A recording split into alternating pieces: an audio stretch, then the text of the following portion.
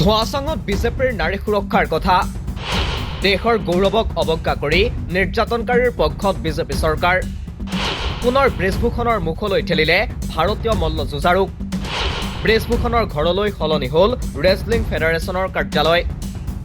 নাৰীৰ সুৰক্ষা বিজেপিৰ বাবে মুখৰ কথা কেৱল শ্লোগানতে আবদ্ধ বিজেপিৰ নাৰী সুৰক্ষা নাৰী সবলীকৰণ বাৰে বাৰে সেই কথা প্ৰমাণিত কৰি আহিছে বিজেপিয়ে বিজেপিৰ দিনত হস্পিটেলৰ ভিতৰতো অসুৰক্ষিত মহিলা এই কথা প্ৰমাণিত কৰিছে শেহতীয়াকৈ গুৱাহাটী চিকিৎসা মহাবিদ্যালয়ত সংঘটিত ঘটনাই কিন্তু ইয়াতকৈ দুৰ্ভাগ্যজনকভাৱে মহিলাৰ সুৰক্ষাৰ কথা কোৱা চৰকাৰে বাৰে বাৰে লৈছে নিৰ্যাতনকাৰীৰ পক্ষ উল্লেখ্য যে 2023 চনত দিল্লীৰ ৰাজপথ উত্তাল কৰিছিল দেশৰ একাংশ মল্লযুঁজাৰুৱে প্ৰায় 5 মাহ ধৰি দিল্লীৰ পথত চলিছিল আন্দোলন অভিযোগ আছিল সেই সময়ৰ ভাৰতীয় মল্লযুঁজাৰু সন্থাৰ সভাপতি ব্ৰিজভূষণ চৰণ সিঙে নিৰ্যাতন কৰে মহিলা মল্লযুঁজাৰু 5 বাৰৰ বিজেপি সাংসদ তথা WFR অধ্যক্ষ ব্ৰিজভূষণৰ বিৰুদ্ধে অভিযোগ উত্থাপন কৰা প্ৰতিবাদী মল্লযুঁজাৰুৰ ওপৰত জপিয়াই পৰিছিল আৰক্ষী কিন্তু তাৰ পিছতো স্তব্ধ হোৱা নাছিল প্ৰতিবাদ আৰু অৱশেষত WFR সভাপতি পদৰ পৰা অপসাৰিত হৈছিল ব্ৰিজভূষণ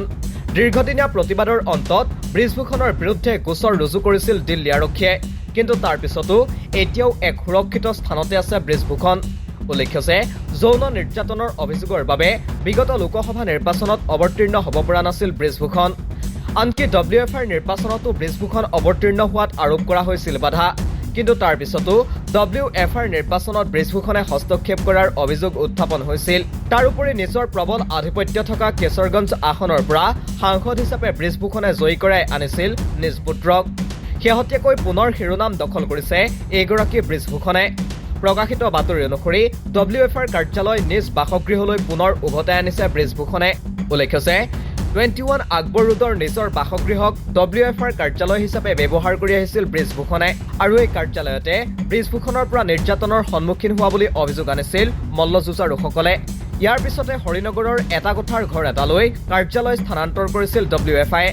WFR ৱেবছাইটত এতিয়াও কাৰ্যালয়ৰ ঠিকনা ঘৰ নম্বৰ 101 হৰিনগৰ আশ্ৰম চৌক নতুন দিল্লী 110014 বুলিয়ে দিয়া আছে কিন্তু বাস্তৱত তাৰ পৰিৱৰ্তে পুনৰবাৰ ব্ৰিজভূষণৰ 21 আকবৰ ৰোডৰ ঘৰলৈ ঘূৰাই অনা হৈছে WFR কাৰ্যালয় যিয়ে পুনৰ প্ৰমাণিত কৰিছে যে নাৰী সুৰক্ষা বিজেপিৰ বাবে কেৱল মুখৰ কথাহে